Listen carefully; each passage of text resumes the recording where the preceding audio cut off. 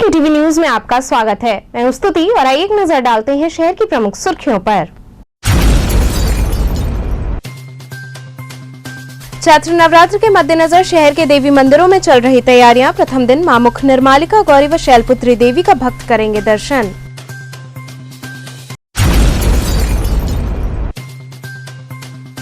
संपूर्णानंद संस्कृत विश्वविद्यालय के छात्र संघ चुनाव में सभी पदों पर NSUI के प्रत्याशियों ने हासिल की जीत।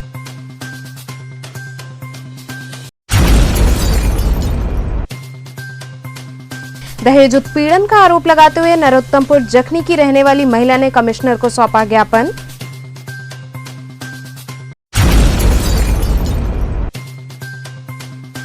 और केंद्रीय पूजा समिति द्वारा टाउन हॉल से शोभा यात्रा निकालकर सनातनी नववर्ष का किया गया अभिनंदन। और अब खबरें विस्तार से। चैत्र नवरात्र के मद्देनजर शहर के देवी मंदिरों में तैयारियां चल रही हैं।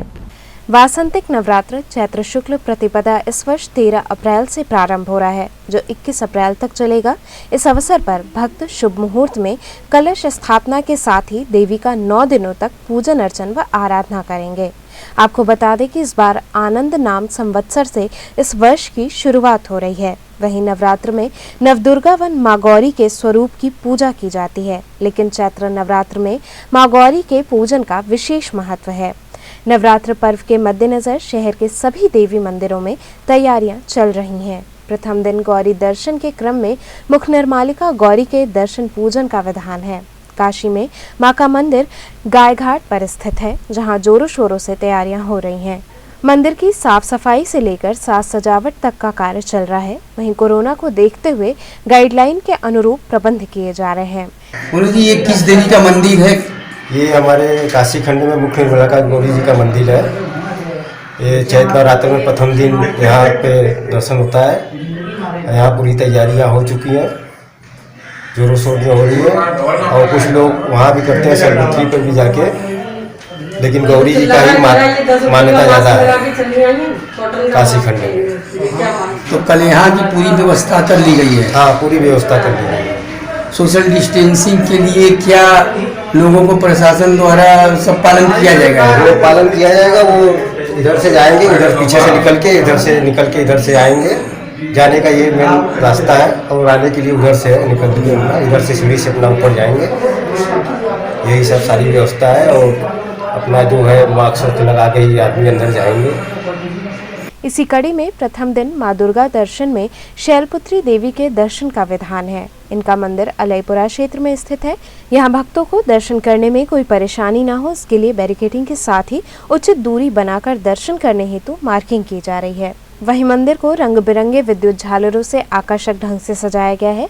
साथ ही इस दिन मां का विशेष श्रृंगार भी किया जाएगा। संपूर्णानंद संस्कृत विश्वविद्यालय के छात्र संघ चुनाव में NSUI के प्रत्याशियों ने जीत हासिल की। संपूर्णानंद संस्कृत विश्वविद्यालय के छात्र संघ चुनाव में NSUI के सभी प्रत्याशियों की जीत हुई, जिसमें अध्यक्ष पद पर कृष्ण मोहन शुक्ला, उपाध्यक्ष पद पर अजीत चौबे, महामंत्री पद पर शिवम चौबे व पुस्तकालय मंत्री पद पर आशुतोष कुमार मिश्रा विजयी रहे। इसके साथ ही संकाय के सभी 7 पदों पर NSUI के प्रत्याशियों ने ही जीत हासिल की है। इस दौरान परिणाम की घोषणा चुनाव अधिकारी प्रोफेसर सुधाकर मिश्रा ने की। परिणाम घोषित होने के बाद विजयी प्रत्याशियों को कुलपति प्रोफेसर राजाराम शुक्ल ने शपथ दिलाई। हम उस आश्वासन पर खरे उतरेंगे। सबसे पहले हम 48 घंटे के अंदर जितेंद्र धर द्विवेदी जी का जो निकासित हुए हैं उनको वापसी कराएंगे। और जो है, इससे पहले भी हम लोग का मजबूत छात्र संघ था, जिसमें जो सड़क देख रहे हैं पूरा सड़क बनवाया गया था। सुबह सुबह ध्वनि बजती है 6 बजे भोर में और 6 बजे शाम को। उसके बाद जो है सभी मंदिरों का जीर्णोद्धार हुआ था। वही उसी तरह साफ सफाई भी, पठन पाठन, ये सभी चीज़ों पर छात्रावासों में वहाँ मच्छर वच्छर रहते हैं, बहुत साफ सफाई नहीं रहती है।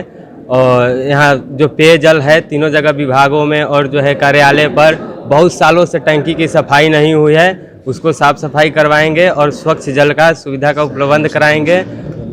संस्कृत विश्वविद्यालय को केंद्रीय विश्वविद्यालय बनाने का काम करेंगे।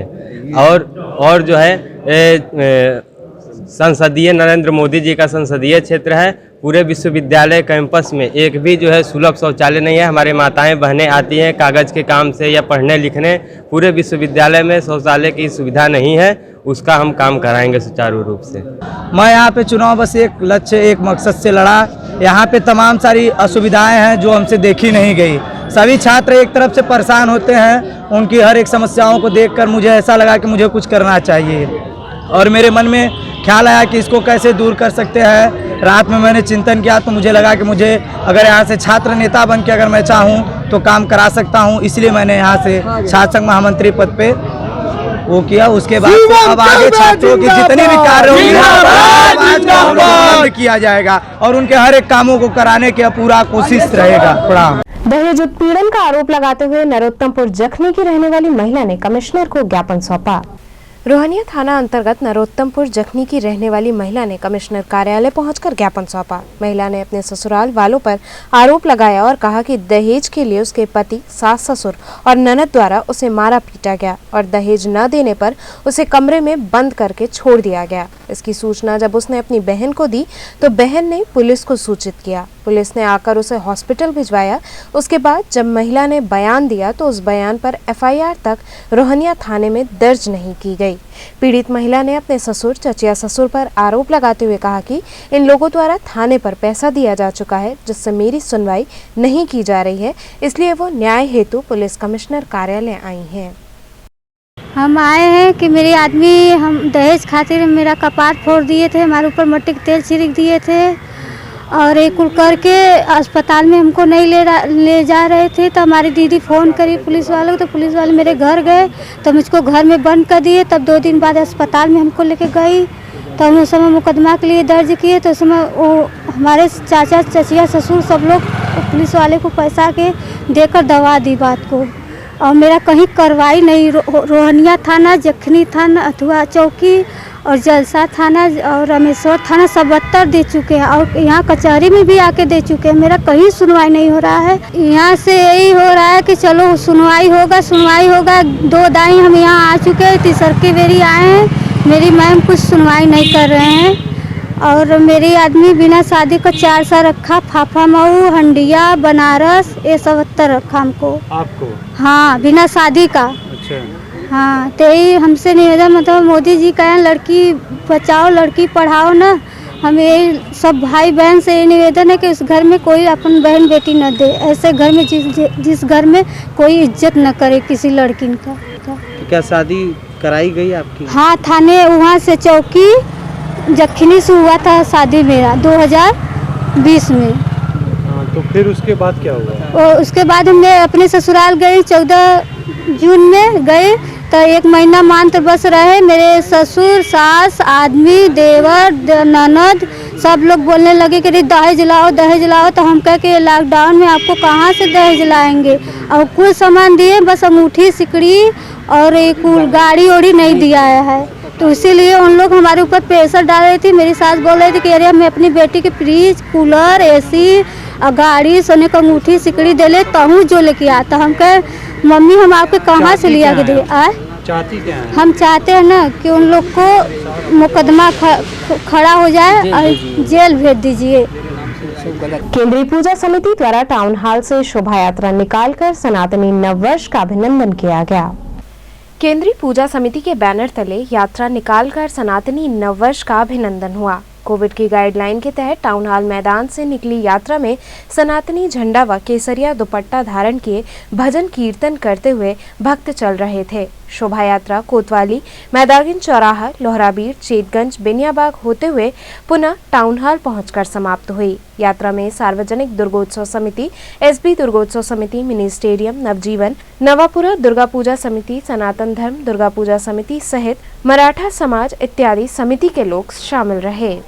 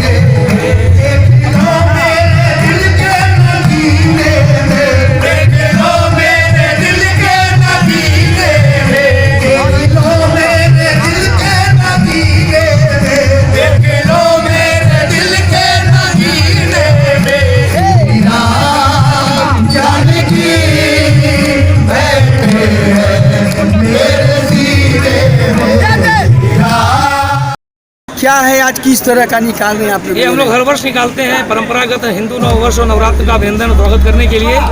क्योंकि जिला प्रशासन ने हम सबको अनुमति दी है, तो इस वर्ष हम लोग एक प्रयास ये कर रहे हैं कि जनता को, काशी की जनता को नववर्ष का अभिनंदन के साथ साथ एक संदेश भी दें कि कोरोना से बचें, मास्क लगा के रखें। इसलिए हम लोग मास्क का वितरण भी कर रहे हैं, सैनिटाइजर भी कर रहे हैं और लोगों को संदेश भी दे रहे हैं कि कोरोना से सुरक्षा ही हमारी जिम्मेदारी है। हम कोरोना से जिम्मेदार होकर के सुरक्षित रह के ही अपना व्यापार कर सकते हैं, काम कर सकते हैं और कोरोना को भगा सकते हैं, उसे मात दे सकते हैं। ना हम कोई दवा कर सकते हैं, ना उससे युद्ध लड़ सकते हैं, सिर्फ और सिर्फ सुरक्षा कर सकते हैं अपनी। तो यही संदेश देने के लिए हम लोग यात्रा के रूप में भी निकल रहे हैं तख्ती लेकर के। तो ये यात्रा कहाँ से कहाँ तक जाएगा? ये हम लोग टाउन हॉल से निकलेंगे, उसमें मैदागिन, लहुराबीर, उसके बाद नई सड़क, गिरजाघर, गोदौलिया, बासफाटक चौक होते हुए टाउन हॉल वापस आके यहाँ समाप्त कर देंगे। सारनाथ थाना अंतर्गत कच्चा बाबा आश्रम का दरवाजा तोड़े जाने के संदर्भ में आश्रम के सेवक ने कमिश्नर को ज्ञापन सौंपा। सारनाथ थाना अंतर्गत सराय मोहना स्थित कच्चा बाबा आश्रम का दरवाजा तोड़कर क्षेत्रीय लोगों द्वारा फेंक दिया गया। इस संदर्भ में आश्रम के सेवक माधव प्रसाद ने कमिश्नर को ज्ञापन सौंपा। उन्होंने बताया कि आश्रम के अंदर के दरवाजे को क्षेत्रीय लोगों द्वारा तोड़कर फेंक दिया गया। सराय मोहना चौकी इंचार्ज अभय सिंह के द्वारा उन्हें धमकाया जा रहा है कि फर्जी तरीके से जेल भेज दिया जाएगा। माधव प्रसाद ने कहा कि हम बस यही चाहते हैं कि जो दरवाजा उखाड़ दिया गया है उस दरवाजे को लगा दिया जाए। हम 2 बार पुलिस कमिश्नर ऑफिस, एक बार इससे पहले एसएसपी को भी ज्ञापन दे चुके हैं, लेकिन हमारी सुनवाई नहीं हो रही है। आज कच्चा बाबा आश्रम जो सराय मोहना स्थित गांव में स्थित है, सारनाथ थाना अंतर्गत 16/3/2021 को गांव के लोगों के माध्यम द्वारा मुझे अधिवक्ता नियुक्त किया गया था। इनको कानूनी जानकारी न होने के अभाव में ये मुझे अधिवक्ता वहाँ के नियुक्त किए और वरिष्ठ पुलिस अधीक्षक के समक्ष एप्लीकेशन दिया गया था जो कच्चा बाबा आश्रम के गेट को तोड़ने के संदर्भ में था। उस गेट लगने का तात्पर्य ये था कि बगल में कुआं है और बगल से सीढ़ी गई हो छत की, और उस पर कुछ जानवर जाके गंदगी कर देते हैं, गौ मांस ले जाते हैं, हड्डी फड्डी ले आके गिरा देते हैं, और कुआं ऊपर से खुला हुआ था। इस संदर्भ में गाँव के पूरे लोग अपना पैसा चंदा इकट्ठा करके उस गेट को वहाँ लगवाए थे। और उसी संदर्भ में विपक्षी के लोग, सच्चा बाबा आश्रम के जो लोग हैं, शैलेश बिहारी मिश्रा, जगदीश पाड़े, और उनके पक्ष अपने पक्ष में लेकर सारनाथ थाना चौकी इंचार्ज, सराय मोहना चौकी इंचार्ज को अपने पक्ष में लेकर एक राय व गोल बनाकर 15 तारीख को भोर में, जब आश्रम में कोई नहीं रहता है, तो ये जाकर गेट उखाड़ के फेंक देते हैं और कहते हैं यहाँ डिस्प्यूट एरिया है, इसको यहाँ गेट मत लगवाइए। जबकि गांव के लोगों ने पूछा कि अगर यहाँ विवादित क्या है, बताइए मुझे विवादित क्या है, कोई आदेश है कोर्ट का कि मैं यहाँ न लगाऊँ? तो यहाँ कोई कागज दिए नहीं, रात्रि भोर में यहाँ के गेट उखाड़ के फेंक दे रहे हैं। और पुलिस अधीक्षक थाने और चौकी को मतलब फिर आपने एप्लीकेशन दिया, सूचना दिया? एप्लीकेशन मैंने तुरंत तत्काल उस दिन दिया और मौके पर एसओ साहब उपस्थित हो गए। उपस्थित होने के बाद उन्होंने कहा कि जो कागज लिया के देगा मैं उसके तरफ से कार्रवाई कर दूंगा। लेकिन चौकी इंचार्ज इतने फास्ट हो गए रहे कि रात्रि भोर होते होते ये विपक्षियों से मिलकर 50,000 रुपया सुनने में आ रहा है गाँव के लोग लिए हैं, लेकर तुरंत वहाँ गेट उखाड़ के फेंक दिए और कहते हैं कि मैं सब देख लूँगा, कोई दिक्कत नहीं है। उसी संदर्भ में श्रीमान पुलिस अधीक्षक वाराणसी को एप्लीकेशन 16/3/2021 को दिया गया था, जो कि कार्रवाई नहीं हुई। और इसी संदर्भ में दोबारा प्रार्थना पत्र आज कमिश्नरी लागू होने के वजह से पुलिस आयुक्त को मैंने एप्लीकेशन दिया है। अभी सरकार हम यहाँ तो आए हैं आयुक्त के पास, क्यों? दरख्वास्त मतलब लेकर देने के लिए आए हैं। किस चीज़ का दरख्वास्त? ये सरकार हमारे कच्चा बाबा के आश्रम पर वो गेट लगा था, ये लोग गेट उखाड़ करके फेंक दिए और फेंकने के बाद बोले कि अगर ज़्यादा बोलोगे तो आप लोग पर उचित कार्रवाई किया जाएगा। और वो बोला, दरोगा बोला कि हाँ गांजा भांग में हम आप लोग को फंसा के डाल देंगे, जेल से छूटोगे नहीं। सरकार इस तरह तो हमने सरकार में हमने लगाया। चौकी का नाम क्या है? चौकी का नाम ग्राम सराय मोहना, वाराणसी। दरोगा का नाम क्या है? अभय सिंह। अभय सिंह, हाँ। और ये लोग कई लोग मिल करके सरकार रात में ये लोग गेट उखाड़ के फेंक रहे और गांव वालों को, कई लोग को खोज रहे थे पकड़ के बंद करने के लिए। गांव वालों मतलब हट गए, मिले नहीं वहाँ पर। सब स्थिति ऐसे कि वहाँ पर कुछ समरसेबुल लगा हुआ है कच्चा बाबा का, मतलब सब पूरे भक्तों को पानी पीने के लिए। चाहते क्या है आप? हम चाहते कि गेट सरकार जो वहाँ बाबा का है उस पर लग जाए। ये लोग 2 बार लगा चुके, 2 बार ये लोग फेंक चुके। हम 2 बार कार्रवाई हम लोग कर चुका, कोई कार्रवाई हमारी मतलब सुन नहीं रहा है। स्वामी विवेकानंद राजकीय चिकित्सालय में कोविड टीकाकरण शिविर लगाया गया।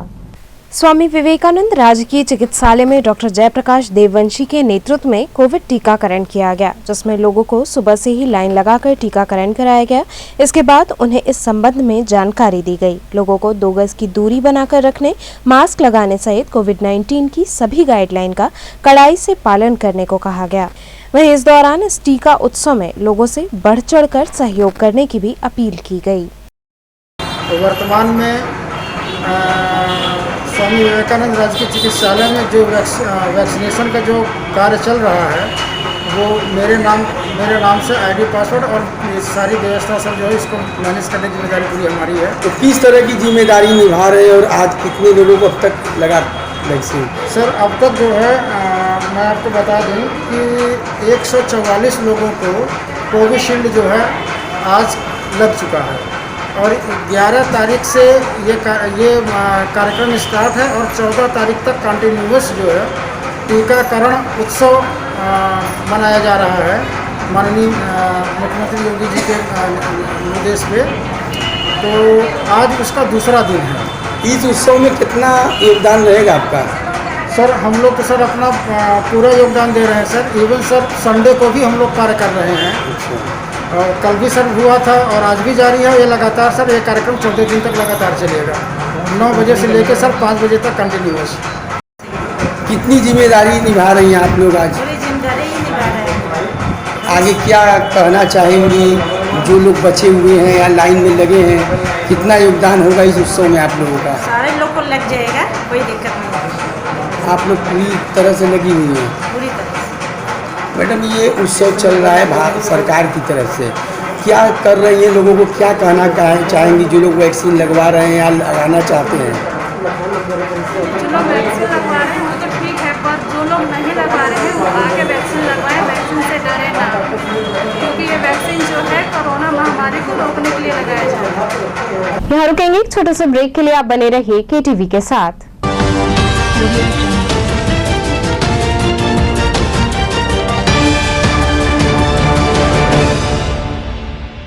खबरों से जुड़े रहने के लिए हमारे चैनल KTV वाराणसी को सब्सक्राइब करें और लेटेस्ट अपडेट्स के लिए बेल आइकन को प्रेस करें।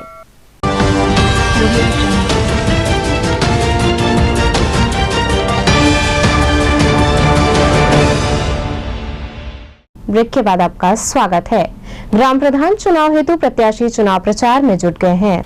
वाराणसी में ग्राम प्रधान चुनाव की तैयारियां जोरों से चल रही हैं, जिसके तहत ग्राम प्रधान चुनाव के लिए नामांकन एवं चुनाव चिन्ह तक प्रत्याशियों को प्रदान किया जा चुका है। चुनाव चिन्ह मिलने के बाद भावी प्रत्याशी जोरों शोरों से अपने अपने मतदाताओं को रिझाने का प्रयास कर रहे हैं, जिसके तहत मोहनसराय गाँव में भी चुनाव प्रचार तेज हो गया है। प्रत्याशी मतदाताओं से वादे कर रहे हैं और उनसे वोट की अपील कर रहे हैं। के विकास के लिए मेरा मुद्दा है विधवा पेंशन, विकलांग पेंशन, वृद्धा पेंशन, नाली खड़ंजा जल निगम, गरीब लोगों के लिए आवास सहित गांव की चौमुखी विकास करना मेरा उद्देश्य है। समस्त ग्रामवासियों से निवेदन है कि कार के निशान पे मुहर लगाकर विजयी बनावें। धन्यवाद। मकान निर्माण विवाद के चलते महिला रामनगर थाने पहुंची। रामनगर में जमीन स्टे के बावजूद मकान निर्माण का कार्य कराया जा रहा है, जिसके संदर्भ में सुमन नामक महिला थाने का चक्कर लगा रही हैं। मामला रामनगर के मच्छरहट्टा वार्ड बहेलिया टोला का है, जहां रामलखन मौर्य जो कि पेशे से वकील हैं, उनके एक बड़े भाई भी पेशे से वकील हैं और ये लोग अपने इसी वकालतनामे के बल पर अपने मझले भाई शंकरलाल मौर्य के हिस्से की भी जमीन हड़पना चाह रहे हैं, जो सन 2001 से विवादित है। इस जमीन पर 2001 से स्टे चल रहा है, मगर इससे इतर एडवोकेट अश्विनी व रामलखन मौर्य स्टे ऑर्डर होने के बावजूद भी धड़ल्ले से मकान का निर्माण करवा रहे हैं। इस बात को लेकर शंकर मौर्य की पुत्री व रामलखन मौर्य की भतीजी सुमन आज जब रामनगर थाने में शिकायत करने पहुंची तो थाने के पुलिसकर्मियों द्वारा उनके साथ बदसलूकी की गई और उन्हें डांट कर वहां से भेज दिया गया। सुमन जी, आप मच्छट्टा वार्ड में रहती हैं, आप रामनगर थाना क्यों आई? सर मैं इसलिए आई क्योंकि हमारे चाचा बड़े पापा के लड़के और रामलखन जी वो लोग हमें परेशान कर रहे हैं। तो जमीन पे स्टे है और उन्होंने 2 नंबर को अराजी को निकाल के 24 फैसला भी करा लिया। उसके बाद हमने वहाँ पे जहाँ मैंने फैसला कराया वहाँ में हमें अपील कर दी, वो लोग हाजिर भी हो गए। उसके बाद वो डेट लेके भाग रहे, वहाँ पे जानते कि वो हार जाएंगे और वहाँ पे ट्रांसफर करने के लिए लोग डाले भी हैं, इसलिए वो आपके यहाँ पे चोरी के यहाँ पे वो लोग काम करवाना चाहते हैं। तो उस जमीन पे स्टे है? हाँ सर, उस पे स्टे है, पूरे नंबर पे उस पे स्टे है। हमारे पास कागज है, लेकिन कागज यहाँ पे देखा नहीं गया, सुना नहीं गया और हमारी बात को समझ भी नहीं रहे सर। स्टे के बाद भी जो है कि काम काम करा रहे, क्योंकि जो नंबर काम लगा हुआ है। हाँ, जो नंबर से वो काटे गया है उस पे वो मेन जहाँ जो स्टे कार्ड है, तो वहाँ पे वो उन्होंने काटा नहीं है, वहाँ पे वो काटे ही नहीं है, उसमें सर आगे निकाल दिए हैं, लेकिन उसके जो मेन जगह है स्टे पूरी जमीन पे जहाँ पे स्टे है उन्होंने उसको काटा नहीं है, इसके माध्यम से पूरी जमीन पे स्टे है अभी। रेत पर आयोजित पतंगबाजी प्रतियोगिता के पुरस्कार वितरण कार्यक्रम का आयोजन हुआ। साहनी के सौजन्य से यंग बॉयज क्लब के तत्वाधान में शिवाला घाट के सामने रेती पर आयोजित पतंगबाजी प्रतियोगिता के पुरस्कार वितरण समारोह का आयोजन किया गया। इस प्रतियोगिता में लगभग 16 टीमों ने भाग लिया और जमकर पतंगबाजी की।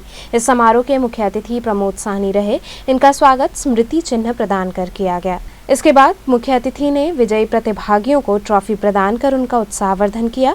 मुख्य अतिथि ने बताया कि हर वर्ष ये प्रतियोगिता काफी बड़े स्तर पर होती है, लेकिन कोरोना को देखते हुए इसे सीमित रूप में आयोजित किया गया है। इस मौके पर विष्णु साहनी, राहुल साहनी, गोपाल यादव इत्यादि लोग उपस्थित रहे।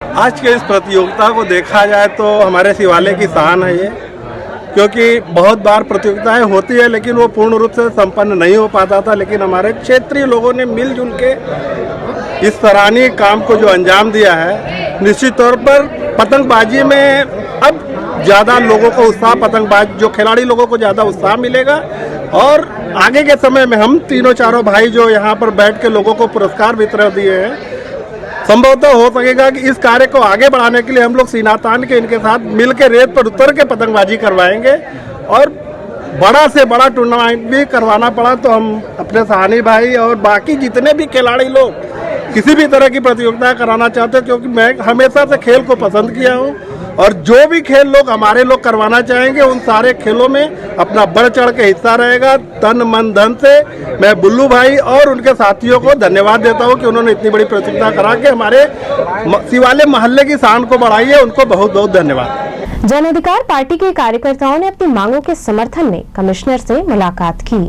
जन अधिकार पार्टी के विभिन्न मांगों को लेकर पुलिस कमिश्नर से जन अधिकार पार्टी के कार्यकर्ता पदाधिकारियों ने मुलाकात कर अपनी मांगों के विषय में उनको अवगत कराया। जन अधिकार पार्टी के मीडिया प्रभारी देवेंद्र मौर्य ने बताया कि कृषि कानून और डीजल पेट्रोल की बढ़ती कीमतों को लेकर राष्ट्रपति को वाराणसी प्रशासन के माध्यम से मांग पत्र सौंपा गया है। उन्होंने बताया कि हमारी 14 सूत्री मांगे हैं, जिनमें पेट्रोल डीजल पर अधिरोपित टैक्स को केंद्र व राज्य सरकार कम करे, जिससे पेट्रोल डीजल सस्ता हो सके। केंद्र सरकार द्वारा राष्ट्रपति के निजी क्षेत्रों की कंपनियां उद्योगपतियों को कौड़ियों के दाम में बेची जा रही है, इससे राष्ट्र की अपूर्णीय क्षति होगी, इसे तत्काल रोका जाए। सामान्य वर्ग की तरह अन्य पिछड़े वर्ग के छात्र छात्राओं को छात्रवृत्ति प्रदान की जाए। किसानों को खाद, बीज, कीटनाशक दवाएं उचित मूल्य पर उपलब्ध कराई जाएं। इसके साथ ही हमारी अन्य मांगे हैं, जिन्हें लेकर हमने कमिश्नर से मुलाकात की है और उन्हें ज्ञापन सौंपा है। इस मौके पर दंगल सिंह यादव, देवेंद्र मौर्य, इंद्र कुमार, रमेश मौर्य, मनीष कुमार मौर्य इत्यादि कार्यकर्ता उपस्थित रहे। आज कमिश्नर साहब के कार्यालय पर हम लोग राष्ट्रपति और राज्यपाल महोदय को प्रेषित ज्ञापन देने आए हैं। जो भारत सरकार ने 3 नए कृषि कानून लागू किए हैं, वो एक तरह से काला कानून है, जिससे पूरी तरीके से हमारे देश के जो किसान हैं उनका यहाँ पे किसी भी प्रकार से हित इस कानून के अंतर्गत नहीं है। ये काला कानून भारत देश के जितने भी किसान हैं उनको पूर्ण रूप से पहले से भी ज़्यादा गरीब बनाने का ये कानून है।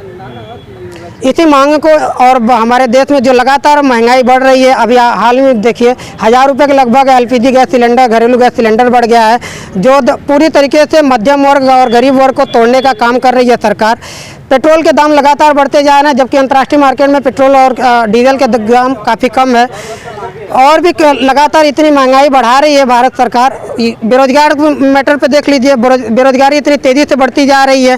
युवा वर्ग दिन प्रतिदिन बेरोजगार होता जा रहा है, लोगों की नौकरियां समाप्त हो रही हैं। इन्हीं सब बातों को लेते हुए कुल 14 मांगों को लेकर हम पिछले 22 जून से लगातार हर सोमवार को राज्यपाल और राष्ट्रपति महोदय को प्रेषित ज्ञापन दे रहे हैं भारत सरकार को। बकाया बिजली बिल जमा करने के बावजूद छुटकारा न मिलने पर महिला रामनगर थाने पहुंची। रामनगर में बकाया बिजली का बिल 70,000 देने के बाद भी एक महिला को इससे छुटकारा नहीं मिला तो वह रामनगर थाने पहुंची। आपको बता दें कि ये मामला अकेले शांति देवी रावत का ही नहीं है। रामनगर में ऐसे कई विद्युत उपभोक्ता मिलेंगे जो महीने में 2 बार बिजली का बिल भरते हैं या फिर उसमें सुधार करने के लिए बिजली विभाग का चक्कर लगाते रहते हैं। ये स्मार्ट मीटर की ही देन है जो स्मार्ट सिटी में स्मार्ट बिल चुका रहा है। यहाँ तो शांति देवी रावत 70,000 बिजली का बिल देने के बावजूद आज रामनगर थाने का चक्कर लगा रही हैं। बिजली का बिल कोई लेकर पिंटू सिंह, हमारा बिजली का बिल आज साल भर हो गया। हर साल हम फरवरी में इनको दिए थे पैसा और इन्होंने बोले कि हम ले जाकर बिजली का बिल जमा कर देंगे। तो हम लोग का ठीक है। तब से लॉकडाउन लग गया, बोला कि 2-4 दिन में दे देंगे पर्ची लिया कर, नहीं दिए। और उसके बाद लॉकडाउन लग गया, तो कैसे कहीं काम नहीं हो रहा है, कहीं काम नहीं हो रहा है। उसके बाद हम लोग भी सब्र करके बैठ गए और जब लॉकडाउन खुला पैसा मांगने लगे तो ये इतना बहाना, मेरे चाचा का डेथ हो गया तो मेरा पैर टूट गया, तो मेरा हाथ टूट गया। पैसा कितना दिए बिजली के बिल के? 70,000। 70,000। तो बिल नहीं जमा हुआ? नहीं, और बराबर आके हमारा हम किसी तरह लगवा लेते थे तो बराबर आकर मेरा लाइट काट देते। मेरे घर में 2 बच्चे पढ़ते हैं। किंतु ये क्या मैटर है आपका बिजली? मैटर ये है कि हम यहाँ रामनगर में पहले चेकिंग विभाग में थे, उसके बाद फिर मैनेजमेंट में आए।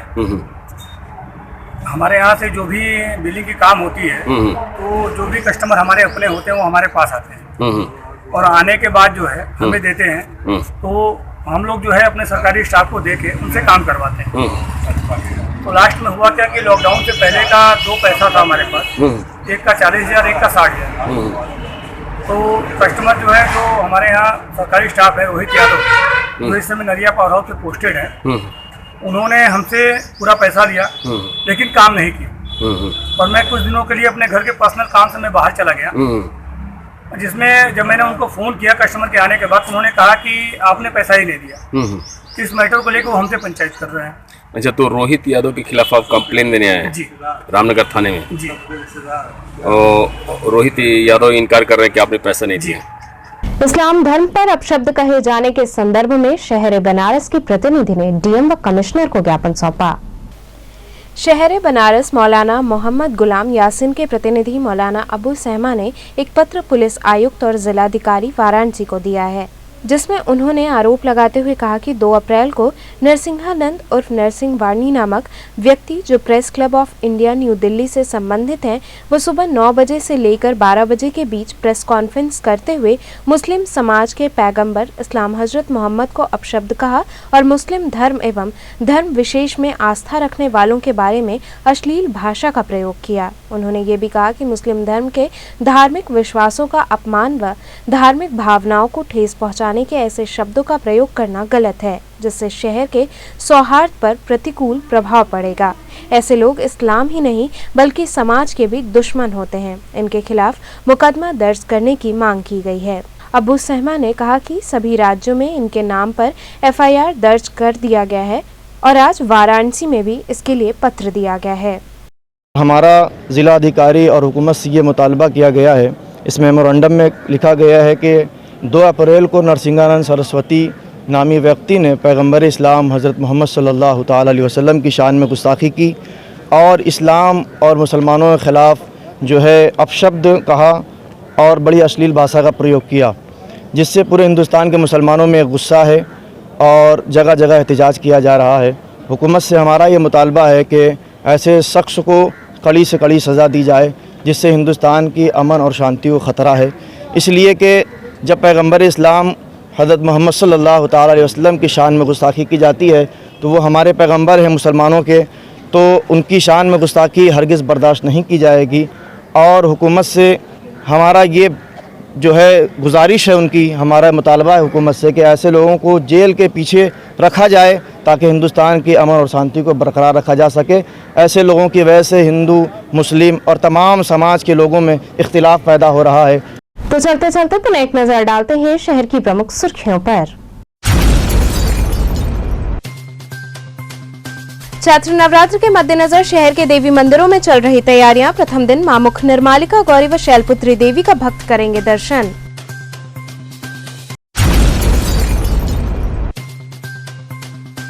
संपूर्णानंद संस्कृत विश्वविद्यालय के छात्र संघ चुनाव में सभी पदों पर NSUI के प्रत्याशियों ने हासिल की जीत।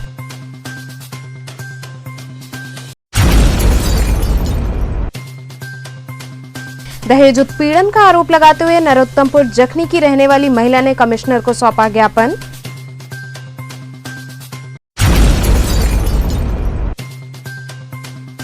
और केंद्रीय पूजा समिति द्वारा टाउन हॉल से शोभा यात्रा निकालकर सनातनी नव वर्ष का किया गया अभिनंदन। तो ये थे आज के समाचार। कल फिर होगी मुलाकात, तब तक के लिए नमस्कार।